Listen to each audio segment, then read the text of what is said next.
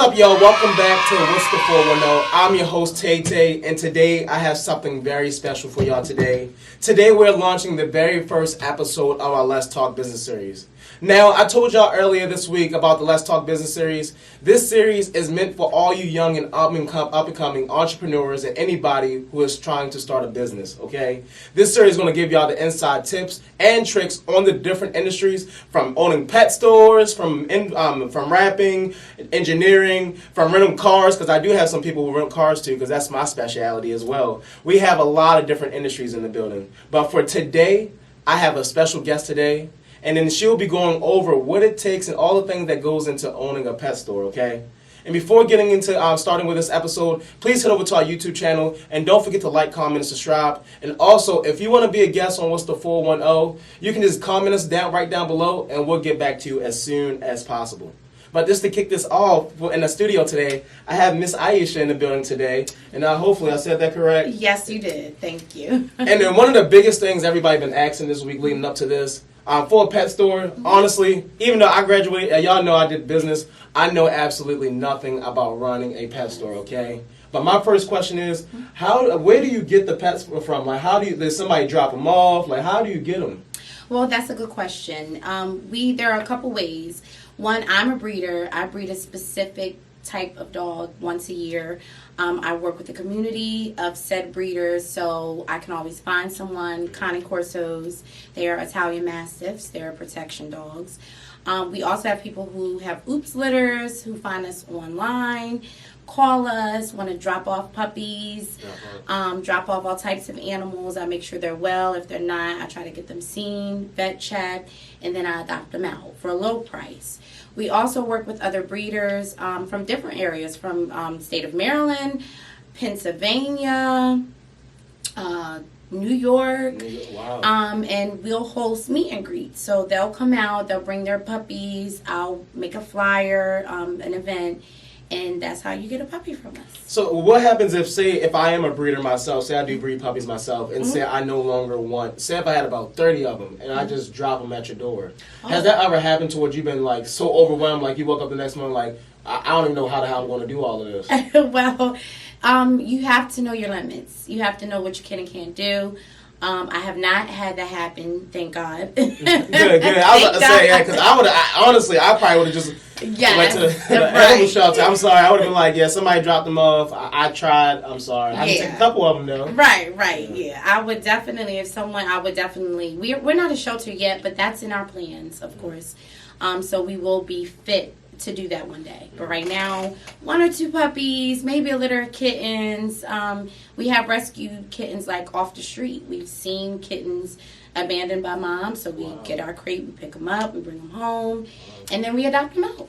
That's real. Yep. Wow. So then, what if I do drop those puppies off, and then inside of all those breeds, you find something like, you're like, wow, actually, what is that? Have you found, like, would you keep the puppy and then... Yeah, I mean, I would have my pick. I definitely would if someone was to do that. I would have my pick. I would, assess the puppy, make sure they're, well enough. If it's for breeding, then of course I would have to get health tested. You have to health test your dog. If not, and it's just pet, then I'll wait till they're old enough, fix them, and have them as a pet. So then, who taught you all this? Well, I started out as the fierce pet community would say as a backyard breeder. I'm from New Jersey, and we grew up in the city and in the country. Oh, wow, yeah, so those dogs got a little bit of both. So we had pets, we had gerbils, we had ferrets, we had dogs, we had cats, we had birds. I was young, and I've always had an animal, and I was always a loner, although I'm the oldest of 7 kids. I think that's why, because I have so much responsibility. Yeah. And as the oldest, like, you take on that responsibility. So I do that with the animals, too. You do that. Yeah. So then, when you're away, thank you for coming tonight. Yes, so then who's in your place at the store to continuously take care of those animals? So, the ones that are in the store are small reptiles, so they don't really need, like, 24/7 care. Even my dogs that I have at home, I have family members home, so I feed them. So I feed them twice a day. My boys, they eat once a day because they're too big. You can overfeed a dog. So you have to know how much to feed them and when to not feed them too much. Man, I learned that with my cat. It's only been a month, and let me tell you, she gained a lot more weight, and then literally the vet was like, "Don't do that, Dante." And I was like, "Yeah, I just leave the food out," and they was like, "She would keep eating if it's available." Yes. And I was like, "She won't. She got it." And then when I came back, and then she's meowing, asking for more food. Yeah. And I was like, "Ain't no way you gonna go through that and gonna keep asking for some." No, I ain't getting that. That was ridiculous. Yeah, she's used to what she used to now. So, you put them on a schedule. It has to be consistency. They're like kids. Yeah. So, and they know what to expect once you give them what to expect. And so, with mine at home, they're at home. In the store, I'm around the clock. Like, I work during the daytime. If I have to leave early, I'm always back late night, checking on them throughout the night. And just make sure they have fresh water.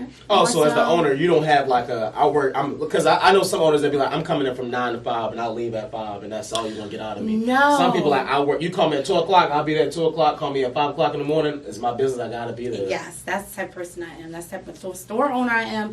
And I do it with my heart. So, like, I'm always going to be thinking about my animals, and we have volunteers, a few volunteers who come help out. So that helps us out a lot. And I think that's the biggest thing, and that's what we've been saying this all week, and from the last episode, you always have to find a business venture that you're passionate about. Because a lot of y'all keep chasing after the money or what your friend's doing, and you found that they was profitable.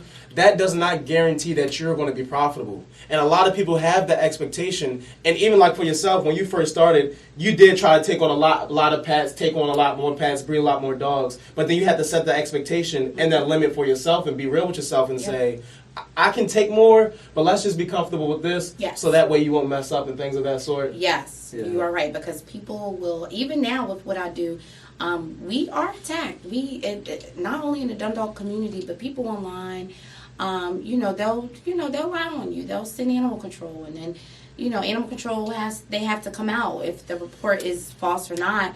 But they pretty much know me now. Yeah. So county and city, because that's how you like the people with that brand image. That's what focusing on your brand is going longevity. That's what I say. Because once you build a good brand and a solid brand that everybody's going to speak volumes about, that's how you know you're going to be successful. Because the one thing you don't want people doing is talking negative about your brand. Because I guarantee you won't make any money, you won't get anywhere, and you can say sorry as many times as you want, but that won't fix what you said before. Especially with animals. Yeah, but my thing is, when we get into the negative, people lying and saying false things about you, why is that going on with the Pitbull community? Because I keep saying everybody's saying, "Oh, they're so dangerous." Even I saw a story the other day how the woman wanted to take her little pit bulls, she just adopted. Actually, she had just adopted him, but he was bred and by this loving family. But she wanted to get some more training.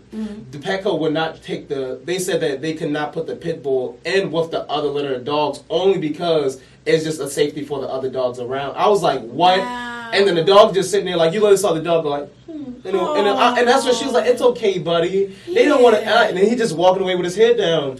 Why do we still have that negative connotation with pit bulls? I think because a lot of black people owned pit bulls. Can I keep it real? We're going to keep it real. That's it. What? It's not a lot. If growing up, what I've experienced, not a lot of white people owned pit bulls. And, they got that name because we got that name. Look, they see us and they're scared, we're powerful. And so even if we're the most gentlest black man, black woman, they're going to find fault in us and they're going to shoot us. And they're still going to find us aggressive. Yeah, and they're still going to find us aggressive. So pit bulls, I own Connie Corsos. A Corso could eat a pit bull in one sitting. So, and my dogs are aggressive. I like my dogs aggressive because I told you mine have to be a little about this big. That's it. I like my dogs aggressive because I need to be protected, and the police don't protect me. The police don't protect my family, but my dogs will and God will. So, I just think once they get that out of their mind that it's just the breed. It's not, because you could take any dog. You could take a Chihuahua and make it mean. I mean, it's not going to do as much damage as a pit bull or even the Corso. That's what I think. It's just the actions and what the owner is doing to the dog. Because even when I first had the cat, the woman was like, yeah, don't be all up in the cat face. Don't keep. She has to get used to you, so ease it into it. And I was like, why you don't want me to cuddle? Come on, you don't want to play with me? You don't want me to pet you? She'll walk away. And then that's when the cat started to get mad at me. Yeah. And I was like, oh Lord. I was like, now I got a mad cat. But then once I was like, you know what? I ain't even worried about you no more. I'll let you go do your thing. Yeah. She come to me now, and I was like, oh, okay. Yeah, and then now, I was like, because that cat was about to go. Honestly, what are some recommendation or tips you give to people who are first time like pet owners? Well, we talk about the breed because people who want big dogs and never owned a big dog, it's a whole process. For me, if you want one of my Corsos, there's an application you have to go through. You have to go fill out the application. That way I know the first step you're serious because you're taking the time out to do the application. You're not wasting my time. Corsos are expensive. My puppies are $2,000 a puppy.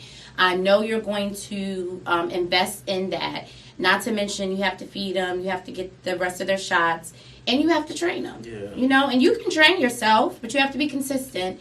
And I have a trainer local to Baltimore and Southern Maryland that I use. Her name is Evelyn Cunningham, and she's just absolutely amazing. And so I put that in their puppy go home bag. So have you had any emergency calls? Like people say like, oh yeah, this dog is still not like biting, or like saying the dog is not is misbehaving, even though the training worked and everything. He just acting out. I get that from people who don't buy puppies from me. Oh wow. Okay. So even I had a family member who actually got scammed buying a Corso, scammed for $1,500. Lady night called me and said, I should have just got it from you. So I'm thinking, okay, when you're ready, I'm here. Called me again a year later, got another puppy, but it's a real puppy, and I love the puppy. Like, I can't be mad at him because, okay, you wanted to go somewhere else, you got the puppy, but now he's calling me for tips on the puppy. Oh no, that's I'm offer it to you, but it's just like it's because we friends. Other than that, you already and this is family. This is like blood relatives. If it's family, you already messed up the first time. You should have came to me because we're family. Right, but people, I as a boss and as a mature woman, as a mature adult, you have to understand that it's not going to always go the way you want it. Family members, friends might go other places and purchase. You have to be okay with that, and it has to settle in your heart. And when you're doing well, and still, if it's from your heart, you're still going to help out a little bit. So on a scale of 1 to 10, how important is to have? Is it important to have all the animals trained before they go out to the client, or do you not? Is there certain ones that you don't worry about, and certain ones you do? Well, my Corsos that I breed, I personally teach them sit, no is like the first thing, no and stop, sit. Down, and I use hand motions in case I sell to someone who is, disabled. They can't, so they might use sign language. So even with my dogs, I give them a look. They know what to do. Some pet stores don't even do this. Y'all see this? Pet stores let you walk out and say, you got to feed them this time, this should pay. Yes. Oh my, that's a lot. On a scale of 1 to 10, when owning a pet store, how important is your brand and your image in the community? Oh, 10. Especially if you're in a pet community, absolutely a 10. Probably a 20. A 20? Because if you are labeled as anything negative, like hurting animals, even cropping, right? Because with my breed, the breed I breed, the Corsos, cropping is standard. So wait, for the viewers, what is cropping? Cropping is when they cut the ears and they cut the tail. Oh, that's what that. Yeah, that's the puppy I have now came with the tail cut, and I was mad, and I was like, "What?" See, even with the spade and neuter thing, do you do I do not spay and neuter because they're too young. Oh my, y'all gotta get checking. Too young. And then. Because the thing was, so when I first bought my cat, the good thing about it was a lot of people kept telling me that for the first couple of days they was going to be aggressive, upset because it was going to be spayed. The cat had to get spayed. And I was like, no, because I was like, why would you wait this whole time and wait to do the surgery and then let the cat move in with me? Right. Now they're going to blame all that hatred on me. You should have done it months when you received the cat. They didn't. And then, like, grace of God, the cat was already spayed. She had shots and everything was already taken care of. Okay. But the other cat literally stayed in the corner, did not move after they was spayed. That cat just completely shut down emotionally and physically. And I was like, why would you? I don't get that from the animal show. I understand that you don't want the person to breed the cat anymore. Right. But like, why would you send home the cat in that emotional state to the owner when all that stuff is going on? Well, I used to work for a shelter some time ago. Shelters don't care. They say they do. They put on the image. but they really are just trying to deal with the amount of abandoned animals. So that's where their focus is. They don't worry about this person or that person wanting to breed it. And sometimes if the dog is pregnant, they'll abort the puppies in the belly. You know. Oh, while I was in there. Y'all. Seen that. Why is this industry? It's cutthroat. It's cutthroat. So like shelters. I was trying to be that breeder to bridge the gap between breeders and shelters. Shelters don't like breeders, and some breeders don't like shelters. Now I was trying to be the bridge gap. Let's come together. What do y'all expect from us? Do you want us to donate? Do you want us to? How do y'all want us to approach you guys so that y'all can still do your job and still have the service? Because it's not us. It's not the breeders. We breed, but if you're a good breeder like me, I know where all my puppies are. Two went to the shelter in other counties, and they found homes. They found homes? They found homes. So I said, okay, well, if you found a home, all right, let's see how this goes. Give them my contact information so that because half the time, if you get a Corso, and it's in a contract for me, you can't take your puppy That's what I was to just the about shelter. To ask. But people do what they want, even with a contract.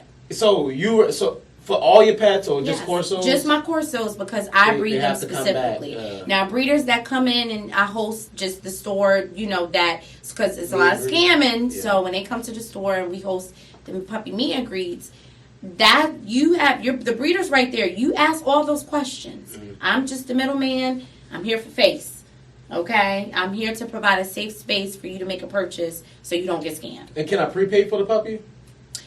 With me, yeah. Most people do. Because do you recommend for people to do that? Like, if I'm going on a website, do you recommend for people to prepay before seeing, or? No, I wouldn't. I mean, if you know me, that's how people prepay. Yeah. But if you don't know me, no, don't send me no money. And then, especially if not without speaking to me or coming to look at the store at least, come see who I am.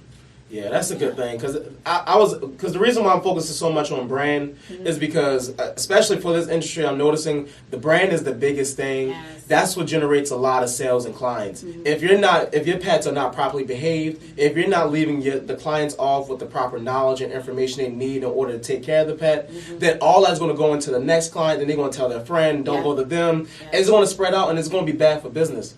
But for you, since the brand is so great, what's the main reason why you named it Noah's Pet Store? Oh, Noah's Heart Pet Store. Okay. Noah's Heart Pet Store. Yes, Noah's Heart Pet Store. So back in 2018, I got my puppies in 2017. I knew I was going to start breeding. I was just learning how to properly do it with this breed. Because we owned a Corso before, but we didn't breed them. We bred Pitbulls, Chihuahuas, things like that, Rottweilers. Those type of breeds. So I started to do my research. Valentine's Day 2019, my cousin, who was like my son, his name was Dante. Oh, wow. Well, something about the Dantes. Right. That was my baby. He was murdered on Valentine's Day.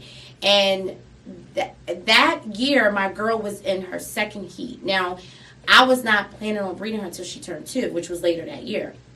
But during the whole grieving and, all of this going on, she tied with her brother. That's a big no-no in the Corso community. It's inbred. So I had to get the knowledge on that. I had to see how... What does that mean, by the way? So that means a brother and a sister made puppies. Oh, why? Is that common? I mean, that's how you start breeding. That's how the first Corso got here. The 2 brothers. No. But you're not supposed to do that because higher chances of birth defects, health issues. Now, granted, I just feel like that litter was blessed by God because of what I was going through. Because I followed every single one of those puppies.